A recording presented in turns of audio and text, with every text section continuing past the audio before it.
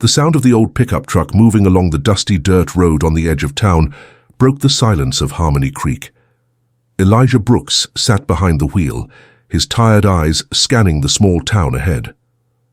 He had spent most of his 47 years traveling, first as a Marine all over the world, then moving from place to place in civilian life.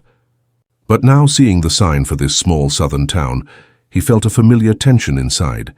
Shadow sat in the passenger seat, his nose pressed against the open window. The black and grey German shepherd, his short ears perked up, analyzed the scents in the air as they approached the town. Elijah knew this behavior well. Shadow wasn't just surveying the surroundings, he was sensing something. "What's up, buddy?" Elijah asked, running his fingers through his closely cropped hair. His beard and moustache-covered face bore the weariness of years, but the depth in his eyes still revealed his sharp intelligence. "Is there a problem here too?" Shadow looked at Elijah. There was a familiar look in his amber eyes, the look that said it was time for work. When they entered the town center, Elijah scanned the area. It was a typical southern town. Old shops lined the main street, along with a few restaurants and a gas station. But something was missing. The streets were quieter than they should have been. The people seemed more tense. After pulling the pickup into a parking spot in the main square, they both got out of the car. Elijah adjusted his old brown leather jacket. With his faded army pants and sturdy boots, he had the look of a typical traveling veteran. His shoulders were broad but slightly hunched, as if carrying an invisible burden. Shadow stood beside Elijah. The dog drew attention with its trained stance and calm demeanor, but Elijah noticed the way the townspeople looked at them, especially at him. It was clear that a black man was a rare sight in this town. "Excuse me," said an elderly white woman approaching hesitantly. "Are you lost? Do you need help?" There was sincerity in the woman's voice, but Elijah noticed she was focused on Shadow. The dog seemed safe, so Elijah must be safe too. "No thank you," Elijah said, his voice polite but distant. "We're just passing through. Could we get some information about this town?" "Of course. I'm Dorothy Miller. I've lived here for 60 years. The woman smiled, but there was still caution in her eyes. "Harmony Creek is a small but peaceful place. At least it used to be. Elijah's ears perked up. Dorothy glanced around, then lowered her voice. "We've been having problems lately. Our church, Sacred Heart Church, it has a beautiful gospel choir. So had." Shadow sensed the sadness in Dorothy's voice and moved closer to her. The dog had become skilled at reading people's emotional states. "What happened to the choir?" Elijah asked.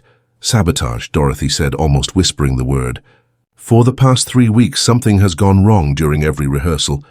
The sound system malfunctions, sheet music keeps disappearing, choir members find threatening letters." Elijah and Shadow exchanged glances. This was right up their alley. "What does the police say?" Dorothy gave a bitter smile. "Police Chief Williams isn't very interested in the choir.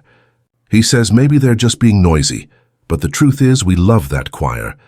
They're the pride of the town." "Who's the choir leader?" "Pastor Maria Santos. She's a wonderful woman, but she's very stressed right now.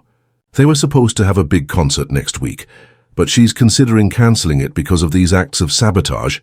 Shadow nudged Elijah's pants with his nose. The dog sensed this case was important. "Where is this church?" Elijah asked. Dorothy pointed to the south of town. "Follow the main street, the church is on the hill. It's a big white building, you can't miss it." "Thanks, Dorothy. Have a good day." As they returned to the pickup, Elijah was deep in thought. Shadow walked attentively beside him, surveying the surroundings. When he got in the car, Elijah looked at Shadow. "What do you say, buddy? A new case?" Shadow responded with a determined bark. As they headed towards Sacred Heart Church, Elijah studied the town more closely. The houses were well kept but modest, the people mostly white, with a few black families spotted but very few. This was a familiar situation for Elijah. Black visitors always stood out in small southern towns. The church was a magnificent building on the hilltop. It had a white-painted wooden exterior, a tall bell tower and wide steps. But as they approached, Shadow tensed. "Did you sense it too?" Elijah asked. The dog looked intently at the church. His ears were pricked, his body poised. After parking the car, they walked around the church. The building looked fine, but when Shadow headed toward the backyard, he let out a low growl. "What did you find, Shadow?" The dog approached the sound system equipment behind the church. The cables had been cut, not professionally but deliberately damaged. "Sabotage," Elijah muttered. "Someone is really trying to silence this choir." When they heard sounds coming from the church, they both turned in that direction. Gospel music was coming from inside, but it was very faint. They were probably rehearsing. "Let's go introduce ourselves," Elijah said. When they knocked on the church's main door, a middle-aged black woman opened it. Maria Santos, around 45, had a strong bearing, but her eyes showed weariness. "Hello," said Maria, looking first at Elijah, then at Shadow. "How can I help you?" "I'm Elijah Brooks, and this is Shadow. Dorothy Miller mentioned us. About your choir's problems." Maria's expression changed. First suspicion, then hope, then weariness. "How much did Dorothy tell you?" "She mentioned sabotage. Shadow and I are experienced in dealing with these kinds of problems." "Are you police?" "No. We're just people who want to help." Maria studied Elijah for a moment. Then she looked at Shadow. The dog approached to lick the woman's hand. "Your dog is very calm," said Maria. "Usually, animals and children sense people with bad intentions. Shadow is a very good character." "Analyst," said Elijah with a smile. Maria made up her mind. "Come inside. I'll explain the situation." The church interior had a warm and inviting atmosphere. Wooden pews, colorful stained glass windows, and a small stage at the front. On stage, a 12-person choir was rehearsing. The voices were beautifully harmonized but very quiet due to the lack of a sound system. "Our choir," Maria said proudly, "the most beautiful sound in this town." "But lately, what kind of sabotage?" Elijah asked. Maria led them into a side room of the church. There were piles of papers on the table. "It started 3 weeks ago.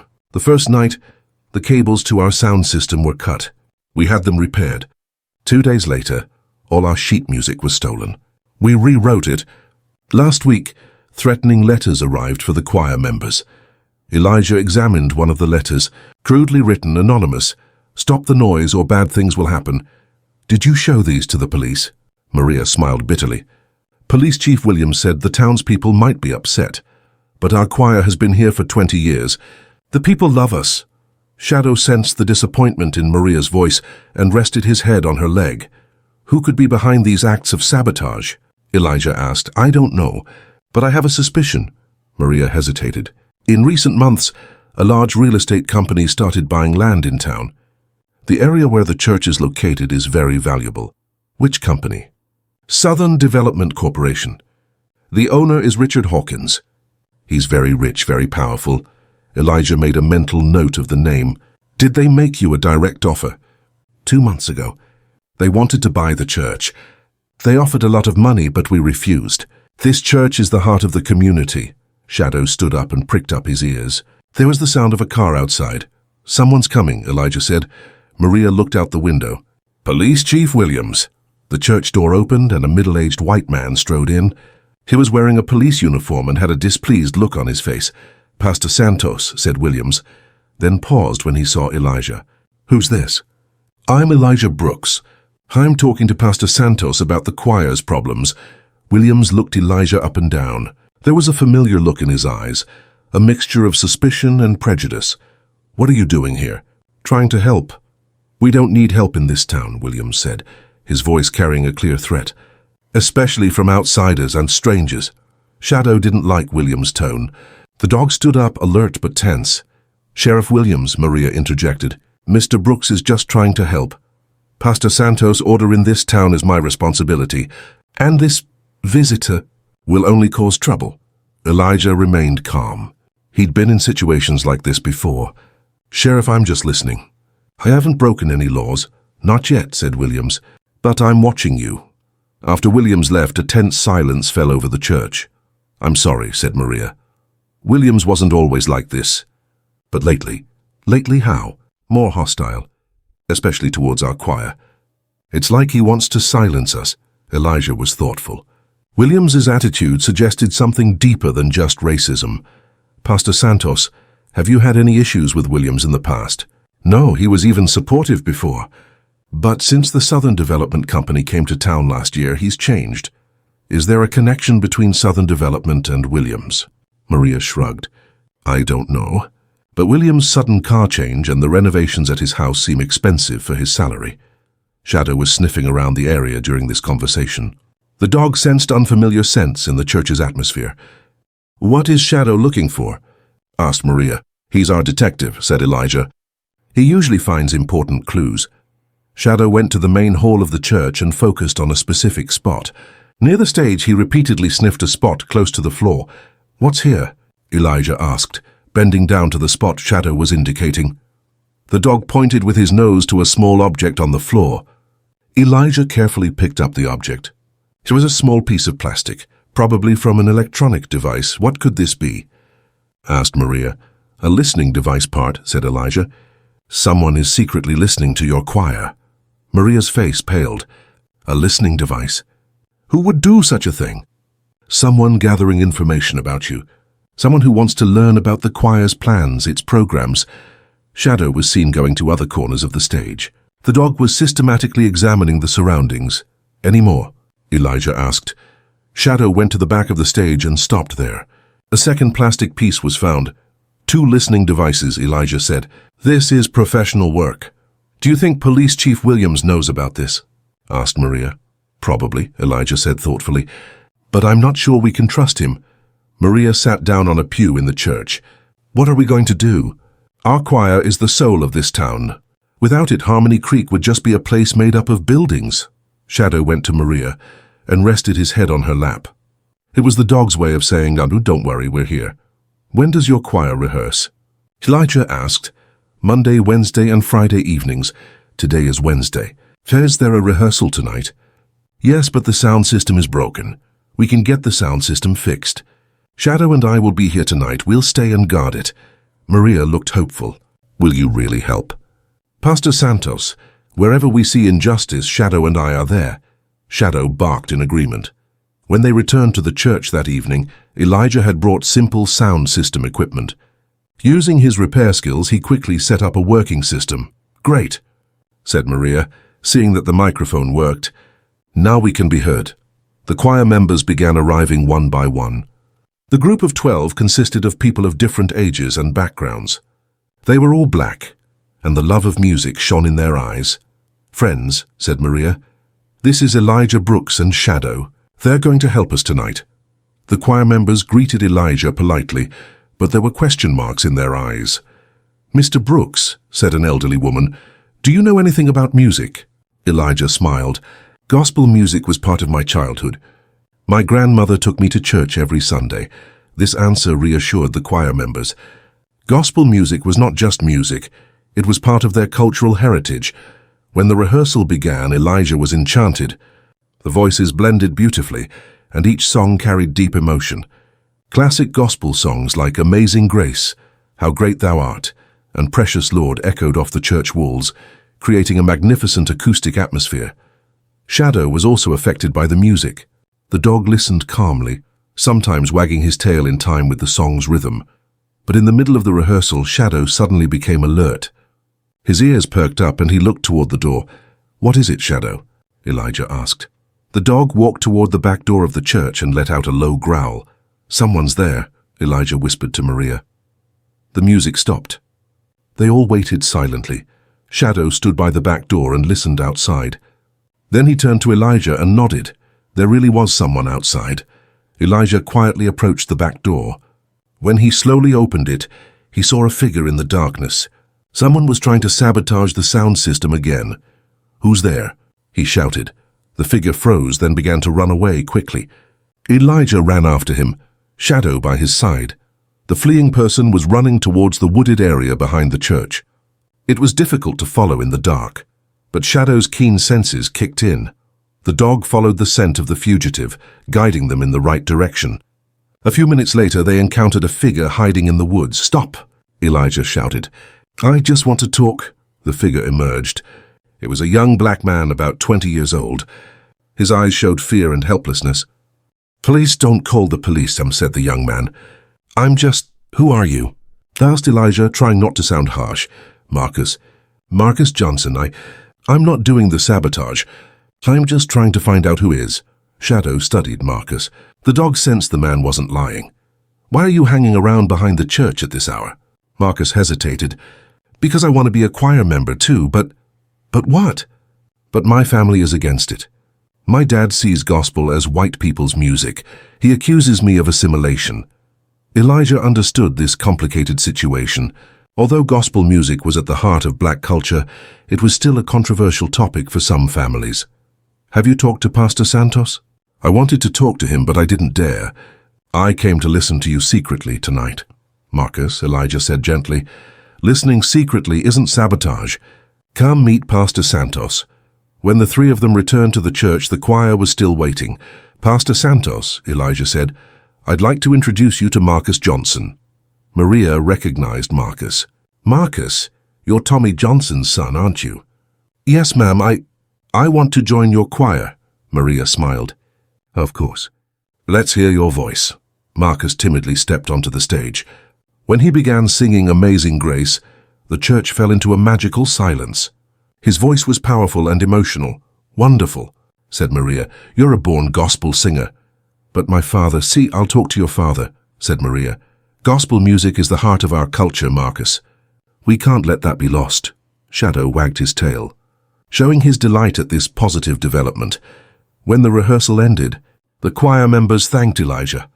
Mr. Brooks, said the elderly woman, you didn't just provide security, you gave us a new brother. This is just the beginning, said Elijah. We need to find and stop the real saboteurs. Maria was worried. What if we can't find them? What if we have to cancel our concert? Elijah looked into Maria's eyes.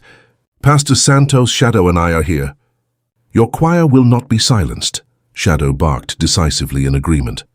That night, Elijah and Shadow stayed at a motel near the church. While Elijah took notes about the day, Shadow kept watch at the window. Shadow, Elijah said, this case isn't just sabotage. There's a bigger game being played here. The dog looked at Elijah. His eyes said, I know. Tomorrow we'll investigate Southern Development. If Williams is involved, we'll find that out too. Shadow turned back to the window. The town was quiet, but the dog sensed the danger lurking in the night. The next morning at breakfast, Dorothy Miller saw them at the restaurant. Mr. Brooks. What happened at the church last night? The sound system was working, the music was beautiful. Just a little repair job, Elijah said modestly. And I heard Marcus Johnson joined the choir. Wonderful news. That boy has the voice of an angel. Shadow licked Dorothy's hand, sensing her sincerity. Dorothy, Elijah said, what do you know about Southern Development? Dorothy's expression changed. It's a very powerful company. Richard Hawkins owns it. In the last 6 months, he's bought up half our town. For what purpose? They're going to build a big shopping center. But to do that, they have to tear down the church. Does the church have historical value? It's 150 years old. It's the oldest building in our town. But it doesn't have any historical preservation status. Shadow listened intently to this conversation. Even though the dog didn't understand human nature, he could sense injustice.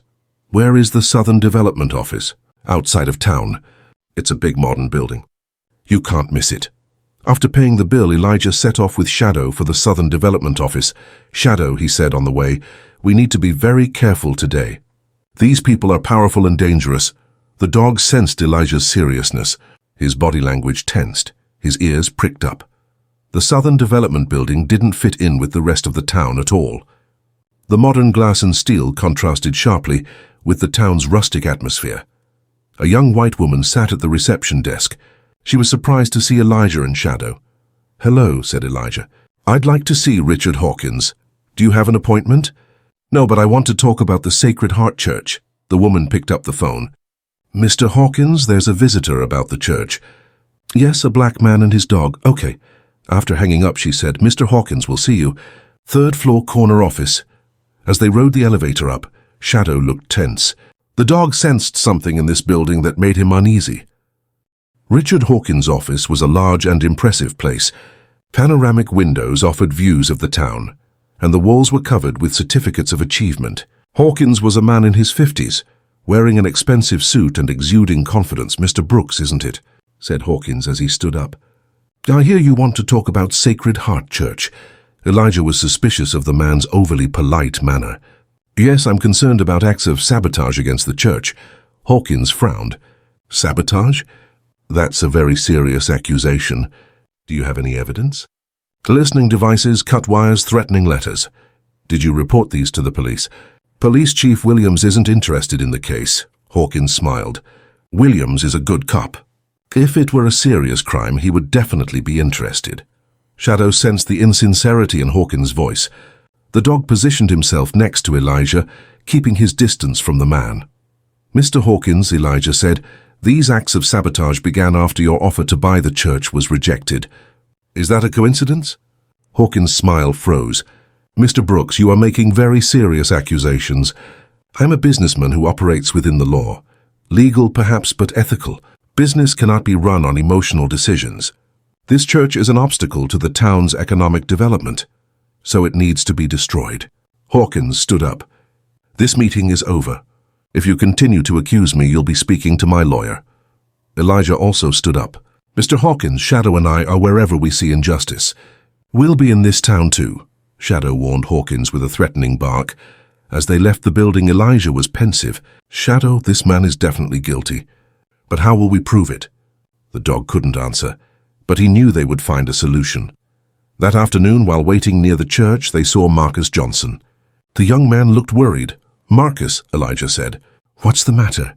I had a fight with my dad. He found out I joined the choir. He's really angry. Shadow sensed Marcus's sadness and approached him. Did you talk to your dad? Did you explain the importance of gospel music to him? I tried, but he won't listen. He says I'm imitating white people's religion. Marcus, Elijah said, gospel music isn't white people's music. It's part of our culture. It's music we created during slavery to express our pain and our hope. How can I explain that to him? Maybe by showing him. We have practice tonight. Tell your dad to come and listen to you. Marcus hesitated. What if he doesn't come? Then we'll explain the true meaning of gospel music to him. That evening at the church, while the choir was practicing, Tommy Johnson arrived. A middle-aged black man with an angry look on his face. Marcus, he shouted, come home right now. The music stopped. Everyone looked at Tommy. Mr. Johnson, Pastor Maria said gently. Welcome. Please listen to your son. I won't listen. That boy is learning the religion of white people, forgetting his own culture. Elijah stood up. Mr. Johnson, gospel music isn't white people's music. It's our ancestors' music. Tommy looked at Elijah. Who are you? I'm Elijah Brooks, and I agree with you. We must preserve our culture. But gospel music is part of that culture. Nonsense. Gospel is sung in church, and church is white people's religion. Elijah smiled. Mr. Johnson, do you know who wrote the first gospel song? Tommy shrugged. Thomas Dorsey, a black musician. He wrote the song Precious Lord after his wife died to express his grief. This song is our pain, our hope. The choir members nodded in agreement. Marcus, Elijah said, sing Precious Lord for your father. Marcus hesitated but stepped onto the stage. As he began to sing, the church fell into a deep silence. In his voice was centuries of pain and hope. Tommy Johnson's eyes filled with tears. In his son's voice, he heard the voices of his own ancestors. Son, said Tommy when the song ended, Is this really our music? Yes, Dad. This is our history, our strength. Tommy stepped onto the stage and hugged his son. I'm sorry, Marcus. I didn't understand. Shadow wagged his tail as he watched this emotional moment. Pastor Santos, Tommy said, can I join the choir too? The choir members applauded. Another soul had been saved. When rehearsal ended, Elijah turned to Maria. Pastor Santos, when is the concert? Saturday night. But we still have the saboteur problem. Don't worry. Shadow and I will catch them. That night at the motel, while Elijah thought about his plan, Shadow waited by the window. Shadow, tomorrow we'll set a trap. We'll catch the saboteurs red-handed. The dog wagged his tail excitedly. The next day, Elijah ran into Police Chief Williams in the town center. Brooks, Williams said sternly, I'm warning you. Don't cause trouble in this town. Sheriff Williams, I'm just trying to protect the church. The church doesn't need protecting. You're not welcome here. Shadow didn't like Williams' tone and let out a low growl. Control your dog, said Williams. Shadow just loves injustice, Elijah said coldly. After Williams walked away, Elijah became even more determined. A big game was being played in this town, and he was going to disrupt it. Early Friday morning, Elijah and Shadow set out to explore the area around the church. Final preparations were underway for Saturday night's concert, and Elijah was certain the saboteurs would launch one last attack. Shadow, Elijah said, examining the church's backyard. Tonight we'll set our trap. But first, we need to know for sure who's behind this. Sensing Elijah's seriousness, the dog began to examine the surroundings more carefully. In the wooded area behind the church, Shadow detected many different human scents. This was a frequently used passageway. Pastor Maria's voice came from inside the church. Elijah, can you come here urgently? When they entered, Maria was holding a new, threatening letter. But this time it was different, more explicit, more threatening. I found it under the door this morning, said Maria, her voice a mix of fear and anger. Are you reading it? Elijah took the letter. Final warning. Cancel Saturday's concert or the church will burn. This time it's no joke. A burning threat, Elijah muttered. This is very serious. Shadow sniffed the letter. The dog's nose caught a familiar scent, a mixture of cigarettes, expensive lotion, and metal. Did Shadow pick up on something? Asked Maria. He caught the scent of the person who wrote the letter. Shadow is a very good tracker. Maria was worried. Maybe we really should cancel the concert. The choir members' safety is more important. Pastor Santos, Elijah said firmly. If we back down now, they win. They'll silence your choir forever. But what if they really burn the church down? They won't, because we'll catch them first. Maria saw the determination in Elijah's eyes. This man wasn't just a stranger trying to help. He was a warrior fighting injustice. What do you want us to do? Hold the rehearsal as usual tonight. Shadow and I will lie in wait. When the saboteurs arrive, we'll catch them red-handed. That afternoon, Elijah investigated downtown. When he ran into Dorothy Miller again, he learned more about Southern development from her. Richard Hawkins isn't just a businessman, Dorothy said, lowering her voice. He's been involved in many scandals in the past. He tore down a church in Florida to build a hotel.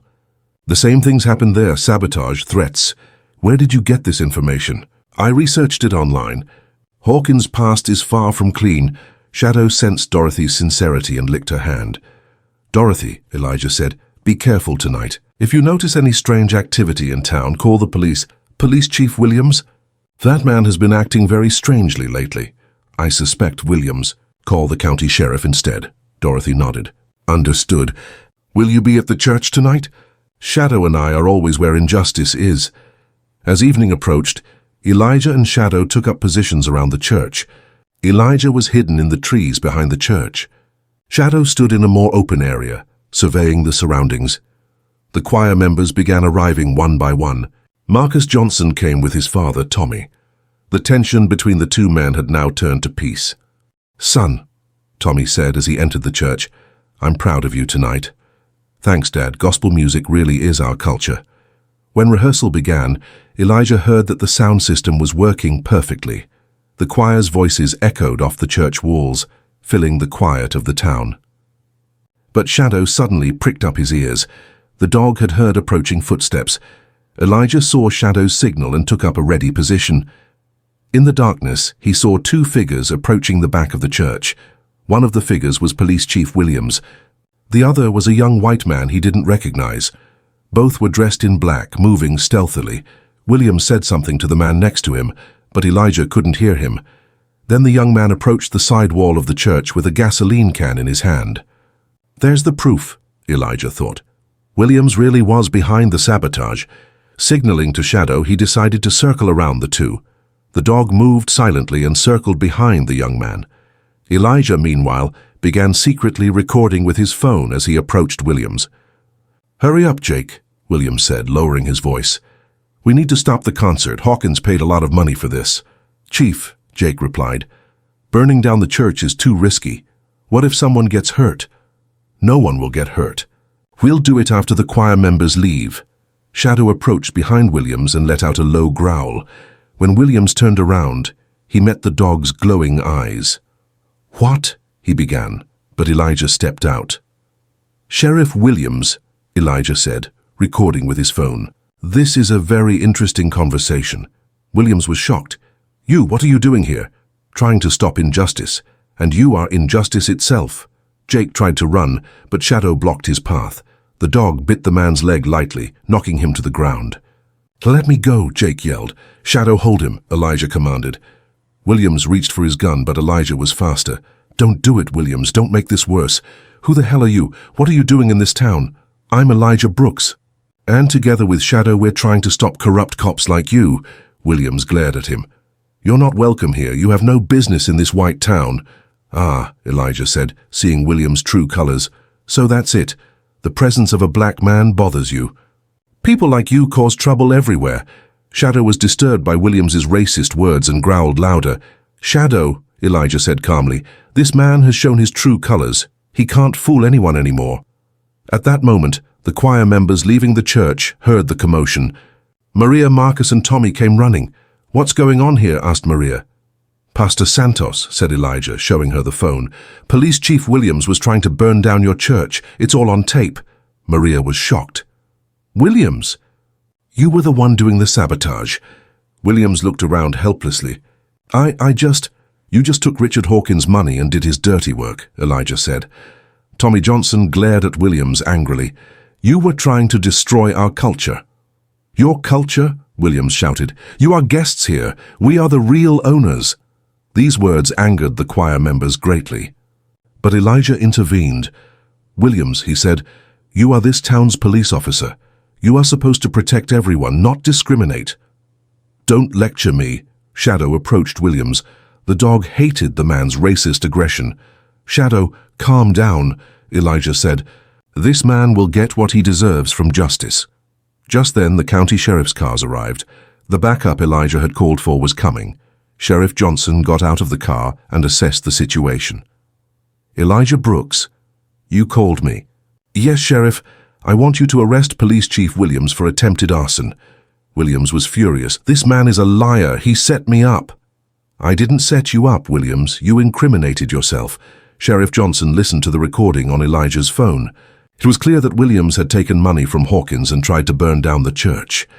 Williams, Sheriff Johnson said sadly, you've been a cop for 20 years. How could you do something like this? Money.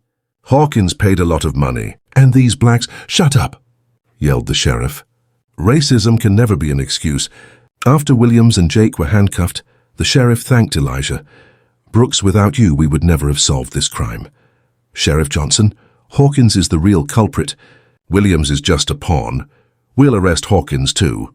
This recording proves he's guilty as well. Shadow wagged his tail as if celebrating this victory for justice. The choir members surrounded Elijah and Shadow. Mr. Brooks, said Maria, you are our savior. No, Pastor Santos, you saved yourself. Shadow and I just helped. Marcus approached Elijah. Mr. Brooks, without you, we would have lost our choir. Marcus, gospel music never dies. It's in your blood, in your soul. Tommy Johnson arrived too. Mr. Brooks, I don't know how to thank you. You protected our choir and taught me the value of gospel music. Mr. Johnson, it's our duty to protect our culture. The next morning, Richard Hawkins was arrested. During a raid on Southern Development's office, many illegal documents were found. Hawkins had committed similar crimes not only in Harmony Creek, but elsewhere as well. Deputy Martinez, the town's new temporary police officer, visited Elijah. Brooks, Martinez said. Hawkins confessed. He gave Williams $50,000 to tear down the church and build a shopping center. How long will Hawkins serve? At least 10 years. Arson, bribery, threats, serious crimes. Shadow seemed pleased that this injustice was being punished. The Saturday night concert became the biggest event in the town's history. Not only the people of Harmony Creek came, but also people from surrounding towns. The choir began with Amazing Grace. Marcus and Tommy Johnson performed a father-son duet. Their voices carried centuries of tradition and hope. Elijah sat in the back row, watching the concert with Shadow. The gospel music awakened childhood memories in him. He remembered the songs his grandmother Rosalie sang in church.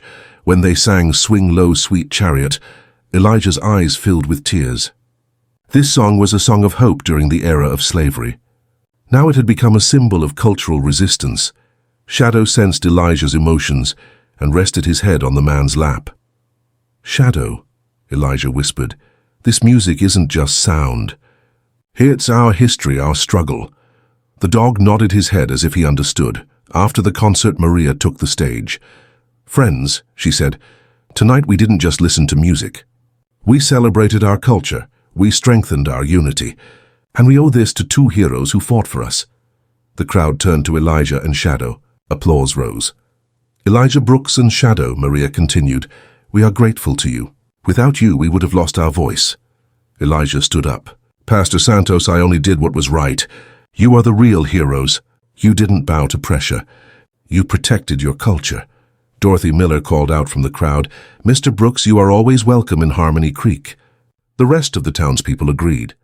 White and black, old and young, they had all accepted Elijah. Thank you, said Elijah. But Shadow and I are travelers. We'll be wherever we see injustice. After the concert ended, Elijah and Maria were left alone in the church. Elijah, said Maria, you didn't just save our church. You united this town. Now we can live together without racial division. Pastor Santos, this is just the beginning. Real change takes time. But we've started. And that's what matters. Shadow looked peaceful as he wandered around the church. The dog knew this place was safe now. Shadow, Elijah said, this case was special for us. Because we didn't just catch criminals, we preserved cultural heritage. The dog wagged his tail in agreement. The next morning as they left, a small crowd gathered in front of the church. Marcus, Tommy, Maria, and many choir members had come to see them off. Mr. Brooks, said Marcus, I'll always be grateful to you. You taught me the true meaning of gospel music. Marcus, you were born a gospel singer. You just needed a reminder. Tommy Johnson shook Elijah's hand. Mr. Brooks, you taught me the most important lesson. To preserve our culture, not change it. Mr. Johnson, culture is a living thing. It changes, but its essence remains. Maria hugged Elijah. God bless you. Wherever you go, you will be in our hearts. Shadow sniffed each choir member and said goodbye. The dog had loved these people. As they drove out of town in the pickup truck, Elijah saw the church one last time in the rearview mirror. The sunlight glinted off the bell tower. Shadow, he said, this case had a special meaning. We didn't just stop injustice, we preserved cultural identity. The dog had his head out the window, looking ready for new adventures. You know, my friend, gospel music was part of my childhood. My grandmother Rosalie always said, music is the voice of the soul, Elijah. It can never be silenced. Shadow felt the nostalgia in Elijah's voice. In this town, we preserved that voice. Marcus and Tommy making peace, the choir staying together, Williams being punished. It's all justice. As they drove along, gospel music played on the radio. The song Wade in the Water filled the car with music. This song is also from the slavery era, Elijah told Shadow. It was used on the Underground Railroad. Wade in the water, lose the tracks. Shadow loved the rhythm of the music. The dog sometimes wagged its tail to keep the tempo. At noon, they stopped at a small restaurant. Elijah thought about the day's events while Shadow surveyed the surroundings. My friend, Elijah said, the unique aspect of this case was its cultural dimension. We didn't just catch a criminal, we protected an identity. The dog seemed to understand Elijah's seriousness. Gospel music isn't just music. It's history, struggle, hope. Williams and Hawkins didn't understand that. An elderly black woman in the restaurant noticed Elijah. Son, she said, are you the man who saved the choir in Harmony Creek? News travels fast, Elijah said with a smile. I'm Mabel. When I was a child, we had a choir too. But the white people silenced it. You couldn't silence them, how wonderful. Aunt Mabel, gospel music can never be silenced, the woman smiled happily. You're right, son. Music is the voice of our soul. Shadow licked Mabel's hand. The dog loved old people. As they left the restaurant, Mabel waved them goodbye. God bless you, kids. Wherever you go, protect your music. Walking back to the car, Elijah was thoughtful. Shadow, every town has a different injustice. But underneath it all lies the same thing, the oppression of the powerless. The dog loved listening to Elijah's philosophical musings, Williams's racist attacks, Hawkins' greed, the attempts to silence the choir. It's all a power game. As they set off, Elijah turned on the radio. The news reported that Southern Development had gone bankrupt and Hawkins had received a 12-year prison sentence. There's your justice, Shadow. It's late, but it's here. The dog welcomed this news with satisfaction. In the evening, they stopped at a small motel. While Elijah wrote in his journal, Shadow waited by the window. Day 89. The Harmony Creek case is solved. The gospel choir is saved. Cultural heritage is preserved. Williams and Hawkins are arrested. Shadow showed a special interest in music. He has a spiritual side too. Shadow turned when he heard his name. My friend, you're not just a dog. You're a warrior for justice. The dog wagged his tail proudly. Tomorrow, a new town, a new adventure.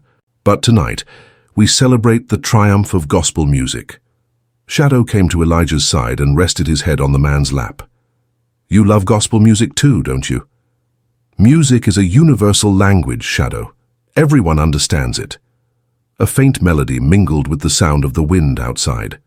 It was as if even nature was singing gospel. We learned a lot in this town, Shadow. The power of culture, the healing effect of music, the importance of unity. The dog closed his eyes peacefully. And most importantly, that standing up against injustice will always bear fruit. Elijah was tired too. It had been a long day, but a successful one. Good night, Shadow. New adventures tomorrow. In his dream, the dog was running to the sound of gospel music. On Monday morning, as Elijah and Shadow approached Cedar Falls, a small town on the Georgia border, the dog's ears suddenly perked up. The air was still, but Shadow's body language betrayed his unease. What did you sense this time, buddy? Elijah asked, gripping the steering wheel tightly. The sign at the town's entrance read, Cedar Falls, population 3,247. It looked like a typical small southern town, but there was a different tension in the air. When they turned onto the main street, Elijah understood the situation. People were gathered in groups on the street, engaged in heated arguments. Some carried signs, while others responded with countersigns. A sign reading, Save the Church, faced off against another sign reading, No to Development. Shadow looked out the truck window, assessing the situation. The dog recognized this kind of social tension. When Elijah parked the vehicle, an elderly white man approached. He had a worried look on his face.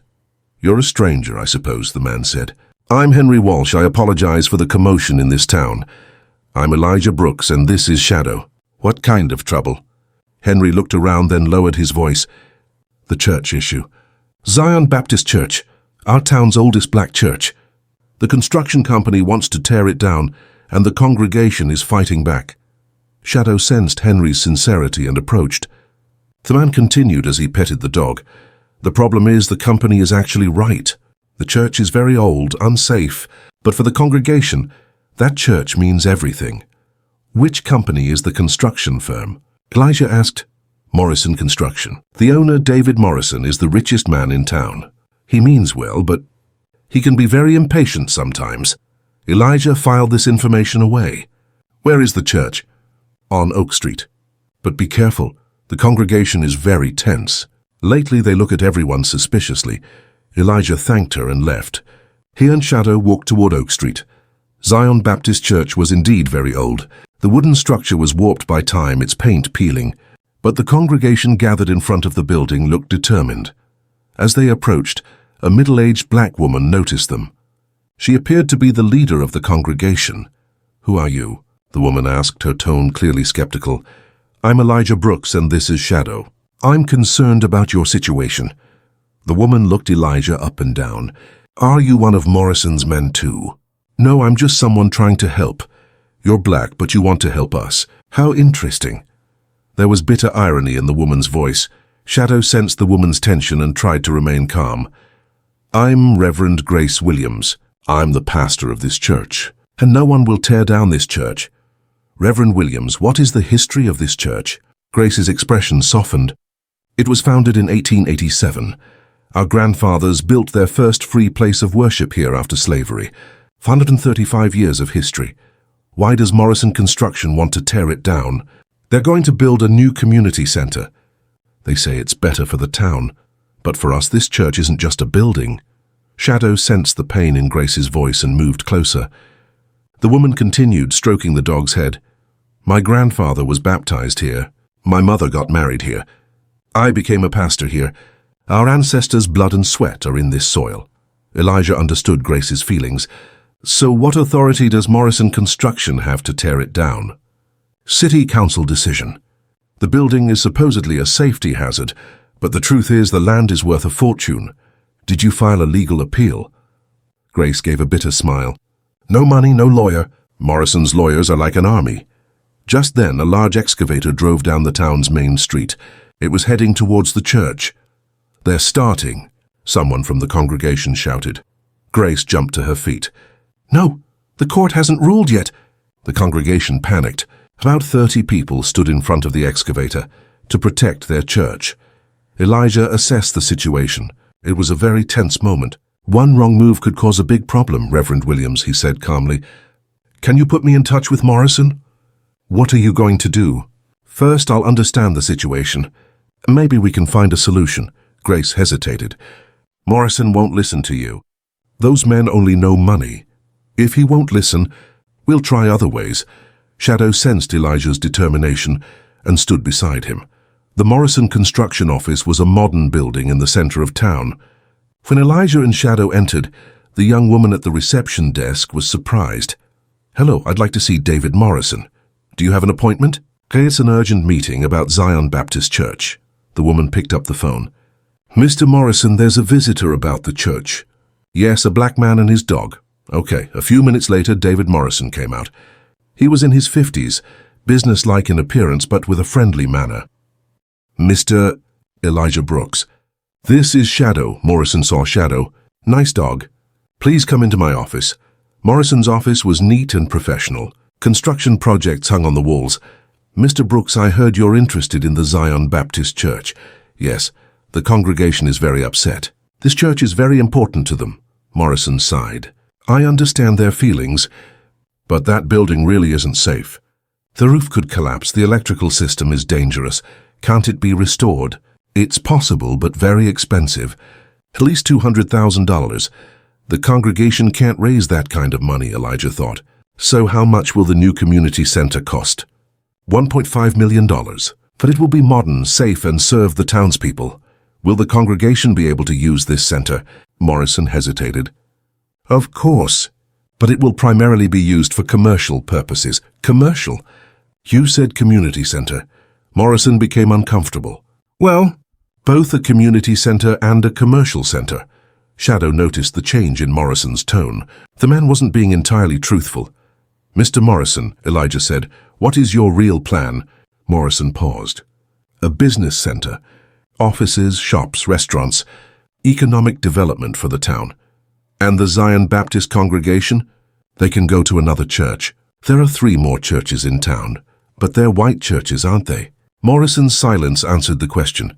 "Mr. Morrison," Elijah said, standing up, "I spoke with the congregation. For them, this church is a matter of identity. Mr. Brooks, I'm a businessman. I can't make emotional decisions. Can you make humane decisions?" Morrison was uncomfortable with Elijah's gaze. "This meeting is over." When they went outside, Shadow was restless. The dog sensed Morrison's insincerity. "Shadow," Elijah said, "this man only thinks about money. He doesn't care about cultural values." When they returned to the church, the situation had become even more tense. The excavator had entered the churchyard, preparing for demolition. Grace stood in front of the machine, shouting at the operator. "Stop, there's no court order yet." The operator, a white man, ignored Grace. "Ma'am, I have orders from above. Demolition starts today." The congregation had formed a circle to protect their church. "Old women, young men, children, all holding hands, forming a wall. This is our home," shouted an old man. "We won't leave here." Just then, police cars arrived. 2 police officers got out. Both were white. "Everyone disperse," said the police chief. "This is private property. You are trespassing. This is our church," Grace replied. "I've been the pastor here for 35 years. Ma'am, there's a court order. If you don't disperse, I'll arrest you." Elijah stepped forward. "Officer, can I see the court order?" The police chief eyed Elijah. "Who are you?" "Elijah Brooks." "I'm trying to understand the legal situation. Get out of here. This is none of your business." Shadow didn't like the cop's aggressive tone. The dog moved closer to Elijah. "Keep the dog under control," said the police officer, reaching for his gun. "Shadow isn't aggressive," said Elijah calmly. "I just want to see the court order." The police chief took a piece of paper out of his pocket. Elijah examined the order. It looked official, but something was missing. "This order is for the church to be vacated. A separate order is needed for demolition." The police chief took the paper back. "It's the same thing." "No, it's not. Demolition requires a separate procedure. Are you a lawyer?" "No, but I know the law." Meanwhile, Grace was talking to her congregation. Friends, we will resist now, but non-violent resistance. Reverend Williams is right, shouted the old woman. This church is our history. The congregation began singing, "We shall overcome." Their voices were filled with resistance and hope. The police chief was disturbed by this musical protest. Silence. You are holding an illegal meeting. But the congregation continued singing. Children, elderly, young people, all united. Shadow was moved by this musical resistance. The dog remembered the gospel choir at Harmony Creek. Elijah realized the situation could spiral out of control. The police chief was growing increasingly tense, and the congregation remained resolute. Grace, Elijah approached the elder. Do you trust me? What do you want to do? Buy time. I'll get this decision overturned in court. How? We don't have a lawyer. I'll take care of that. But right now you need to keep the congregation calm. Grace saw the sincerity in Elijah's eyes. Okay, but if you deceive us, I won't deceive you. Shadow and I fight against injustice. Grace turned to the congregation. Friends? Mr. Brooks will help us. Now let's stay calm and let him make a plan. The congregation hesitated, but they trusted Grace. Elijah took out his cell phone and called the legal aid hotlines. He reached the Georgia State Legal Aid Association. Hello, I need urgent legal assistance. A historic church is slated for demolition, but the procedure is incomplete. The lawyer on the phone listened to the situation. Mr. Brooks, if the demolition procedure is incomplete, we can seek a temporary injunction. How long will that take? If we file today, we could have a ruling tomorrow. Perfect. Get started right away. After hanging up, he turned to Grace. 24 hours. That's how much time I need. Will the excavator wait for 24 hours? No, it won't. But legally, it can't demolish. The police chief called out to the operator, get to work. Elijah intervened. Officer, the demolition procedure is incomplete. If you start now, it will be a violation of the law. Who are you to tell me that? I'm an American citizen too. And this procedure is wrong. Shadow stepped forward, sensing the tension. The dog was ready to protect Elijah. Just then, a vehicle from Morrison Construction arrived. David Morrison himself had come. What's going on here? Morrison asked. The police chief explained the situation. Morrison saw Elijah. Mr. Brooks, you again? Mr. Morrison, the procedure is incomplete. You cannot demolish. There's a court order. Not for demolition, only for eviction. Morrison called his lawyer. After talking on the phone for a few minutes, he hung up. We're waiting until the procedure is complete, Morrison told the operator. The congregation applauded this small victory. Grace came to Elijah. Thank you. But this is only temporary, right? Yes, the real battle will be in court. What about the lawyer? A legal aid attorney will come, but we'll need to help them. Shadow wagged his tail, showing his satisfaction with these developments. That evening, Elijah and Shadow stayed at a motel near the church. While Elijah researched the details of the case, Shadow kept watch at the window. Shadow, Elijah said, this case is different from Harmony Creek. There was sabotage there. Here, there's a legal process. But the result is the same. Cultural identity is being erased. The dog nodded, understanding Elijah's seriousness. Morrison doesn't mean any harm, but the result is bad. Sometimes well-meaning people do injustice. The next morning, attorney Jennifer Chen from the Georgia Legal Aid Society arrived. She was a young, dynamic woman. Mr. Brooks. I'm Jennifer Chen. We spoke on the phone. Yes, this is Shadow. I explained the situation to you. The temporary injunction request was granted. Demolition is halted. But the main trial is in 1 week. Do we have a chance of winning?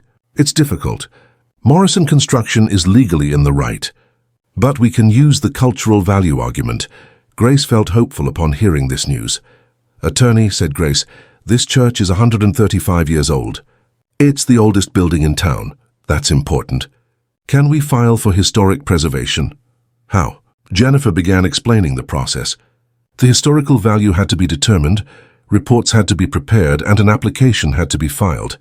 Is 1 week enough? Elijah asked. It's difficult, but not impossible. The church's history must be very important. Grace looked at Elijah and Shadow. Mr. Brooks, will you help us? Of course. But the congregation must work too. The rest of the week passed with intense work. Elijah researched the church's history. Shadow accompanied him everywhere. They spoke with the town's elderly residents. Dorothy Henderson, 85 years old, knew a lot about the church. Son, Dorothy said, that church was built with my grandfather's hands. In 1887, when slavery had just ended. What else do you know? It was a secret stop on the Underground Railroad. Runaway slaves would hide there. This information was very important. Attorney Jennifer was excited. This greatly increases its historical significance. An Underground Railroad stop could qualify for federal protection. Shadow was very active during this research process. The dog comforted the elderly people, helping them open up their memories. During the research, a secret compartment was found in the church basement. Documents from 150 years ago were discovered. This is incredible, said Jennifer. Original plans, letters, records. This church truly has historical value. Grace was deeply moved by these discoveries. Our ancestors were so smart. They preserved history. Now it's our turn, said Elijah, to protect this legacy. When the court date arrived, the small courtroom was packed. Morrison had powerful lawyers on his side, while Jennifer and the collected documents represented the congregation. The judge heard both sides.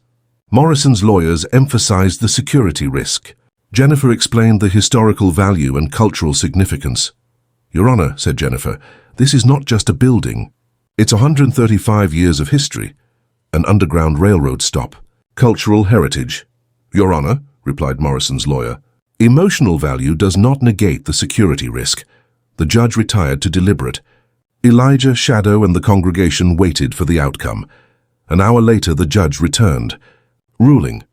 Zion Baptist Church is protected due to its historical value. Demolition is prohibited. The congregation cheered. Grace, in tears, hugged Elijah. Mr. Brooks, you're a miracle. No, Reverend Williams. You preserved your own history. I just helped. Shadow celebrated this victory for justice by wagging his tail. Morrison was disappointed but respectful. Congratulations, Mr. Brooks, you were right. Mr. Morrison, maybe we'll do another project. This church should be restored. Morrison thought about it. You're right. Maybe I'll sponsor the restoration of the church. This suggestion surprised everyone. Really? Asked Grace. Yes, I was wrong. Historical value is more important than commercial value. Shadow wagged his tail, as if approving of Morrison's change of heart. The Cedar Falls case ended with mutual gain. The church was saved, Morrison became a sponsor, and the congregation was happy. As they parted, Grace thanked him one last time. Mr. Brooks, you didn't just save our church. You reminded us of our own strength. Reverend Williams, you already had that strength. You just learned to use it together. As they drove away from town in the pickup truck, Elijah was pensive. Shadow, this case showed us that sometimes it's not people with bad intentions, but systems that cause problems. The dog listened to Elijah's words. Morrison wasn't bad. He just didn't see the cultural values. But he understood in the end. Shadow was pleased with this positive outcome. My friend, every case requires a different solution. Sometimes war, sometimes dialogue, sometimes education. As they drove along, gospel music played on the radio. Elijah turned up the volume. Shadow, the music is following us. Everywhere we go, the same values: justice, unity, hope. The dog moved to the rhythm of the music. When they arrived at the new town in the evening, Shadow pricked up his ears. A new adventure was beginning. When they arrived in the small town of Millerville on the Tennessee border in June, Elijah and Shadow were surprised by an unexpected welcome. Signs reading "Welcome Elijah and Shadow" were hung along the main street. How do they know us? Elijah asked as he got out of the truck. Your Riverside video went viral, shouted one of the townspeople. It's had over 50,000 views. Shadow showed his delight at this welcome by wagging his tail. The mayor approached. Mr. Brooks, your story really moved us. We have a music group too, and we'd like to show it to you. That evening, an impromptu concert was held in the town square. The Millerville Community Choir sang a gospel song they had learned in their own Riverside style. Friends, Elijah said as he took the stage, music knows no boundaries. Big town, small town, it doesn't matter. Shadow, and my message is simple. Together we are more beautiful. Shadow barked as if in agreement. The next morning, he saw 12 missed calls on his phone. The Nashville Music Journal, People Magazine, CNN, they all wanted interviews. Shadow, Elijah said, we're famous. What are we going to do? The dog shook his head as if to say, you figure it out. The next town had the same welcome. Then another. Everywhere they were known as the Gospel Messengers. Speaking at the Unity Festival in Sweet Home that September, Elijah noticed the change. They weren't chasing injustice anymore. The music was finding them. "Man," he said to Shadow, "when we started, we just wanted to stop the sabotage. Now we've started a nationwide unity movement." When they took the main stage at the Harmony Creek Gospel Festival in October, 30 choirs from 5 states had come.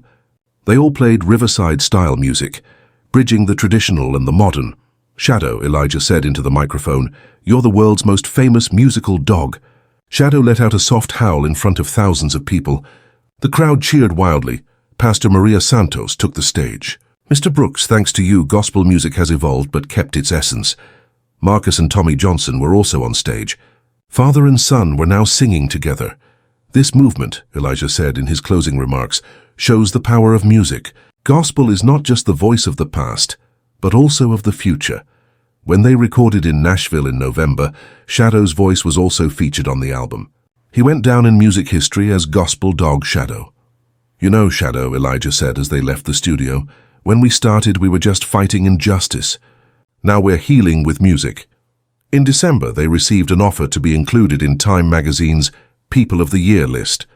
Elijah politely declined. "We're silent heroes, Shadow. Fame isn't our thing." But music was their thing now. In every town, they were creating new sounds. New friendships, new bridges. On New Year's Eve, sitting in a small motel, Elijah wrote in his journal for the last time, "When we started this year, I was a fugitive veteran. Now I'm a music ambassador. Shadow is a music phenomenon. Gospel music has evolved because of us, but we too have evolved because of music." Shadow lay peacefully beside Elijah. In his dream there were choirs, and so Elijah Brooks and Shadow's musical journey continued.